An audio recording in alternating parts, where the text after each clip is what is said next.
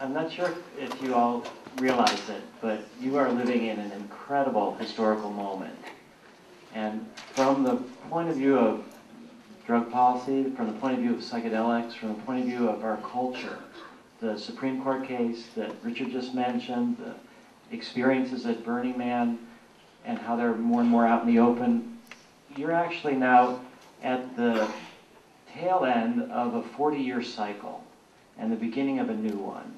And I spent my teenage years growing up in the 60s. And what I saw then was this flowering of the sort of psychedelic culture, and I saw it being crushed. And in 1971, before most of you were born, when I was 18, I decided that I would devote myself to trying to become an underground psychedelic therapist, that was going to be my career goal. I had been a draft resistor and was thinking I was going to go to jail because of that, and my parents were thinking, well, you know, you're never going to be a professional. You can't get a license for anything if you're in jail or if you've been a prisoner. So I felt like the normal career goals were not open to me. And I also grew up in a Jewish family, I identify as Jewish, and I really grew up in the shadow of the Holocaust. And what that made me starkly aware of was how the intellectual capabilities of our culture, are the technological development that we've been able to produce these incredible miracles of the internet, that we have so overdeveloped intellectually and so underdeveloped emotionally that the whole world is at risk and at stake.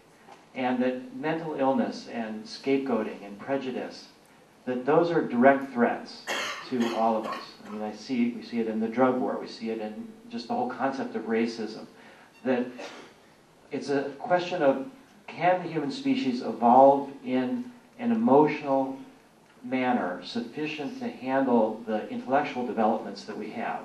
Or are we going to destroy ourselves through wars? The technologies that Ethan was talking about of developing a totalitarian state are really very present, and it's a very strong possibility that we may go in that direction. So how can we deal with the insanity at the center in many ways of the human psyche? How do we deal with that produces the murderous destruction of the scapegoating? And we see it, I would say, in President Bush, this idea of everything is black and white, the evil's all out there, God's on our side, we're you know, anointed by God, and these evil people out there, and we can, of course, become just like that. We can torture them, we can do anything we want because God's on our side. And you can see how twisted it gets. And fortunately, enough of the American public has rejected that kind of thinking in the recent election. But we have now an incredible opportunity, because in the 60s, this flowering of the psychedelics, why was it that so many people who were involved with psychedelics, like John Lennon and the Beatles, why is it that they focused on peace, on opposing the Vietnam War, on supporting social justice and integration? What is the role of the psychedelics? Now, we know that the CIA was thinking at this time that they could perhaps diffuse the political energies of the youth at the time.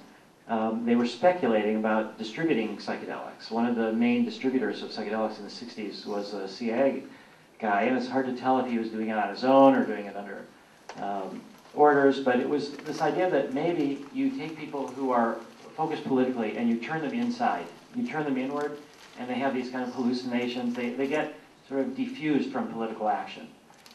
On the other hand, what happened is that a lot of people, when you have a successful psychedelic experience, which is really just the same to say as a successful mystical experience, and you can have mystical experiences without drugs, you can have them with drugs, you can have them with fasting, you can have them all different ways. And what it seems is this product of the psychedelic experience, the product of the mystical experience, the fundamental aspect of it is a sense of unity, a sense of connection with everything, with all of life, with the animals, with the plants, with the whole planet, and that you identify beneath the normal ways that we think of ourselves in terms of gender, in terms of our religion, in terms of our nationality, in terms of our race, that there's something deeper than all of that. And that once you can have that on an experiential level, then your politics is different. So where we see ourselves now is the rise of fundamentalism all over the world.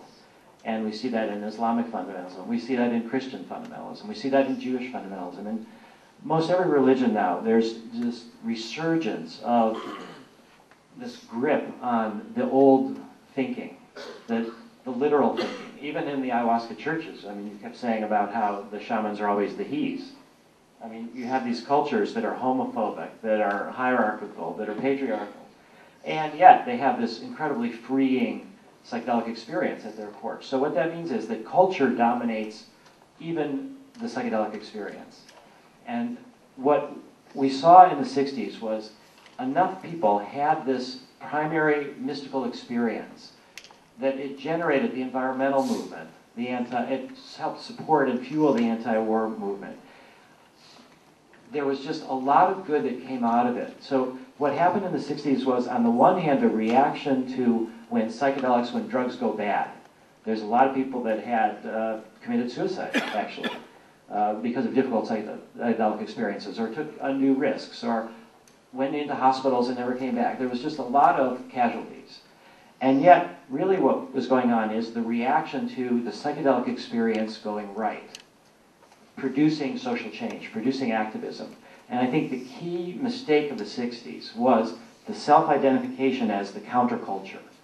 That once you think of yourselves as separate from the culture that you're in, as somehow or other an elite advance onto the future, you're not, I think of ourselves in a way as scouts to the future. That's in the way Burning Man is, like, you're scouts, and then what you bring back is the key. But if you are counterculture, it's like you want to find your own private island, you want to leave, you want to go away. And when you do that, and that was sort of the key, I think, of Timothy Leary and others, you end up building this inherent conflict with the culture. And the culture then came down hard. And drugs were criminalized, Controlled Substances Act came through in 1970, psychedelics were criminalized, and the overreaction was that psychedelics were taken out of the scientists' hands, out of the research labs, all over the world. So that where there had been thousands of studies in the 50s and 60s with psychedelics, by 1971, it was over.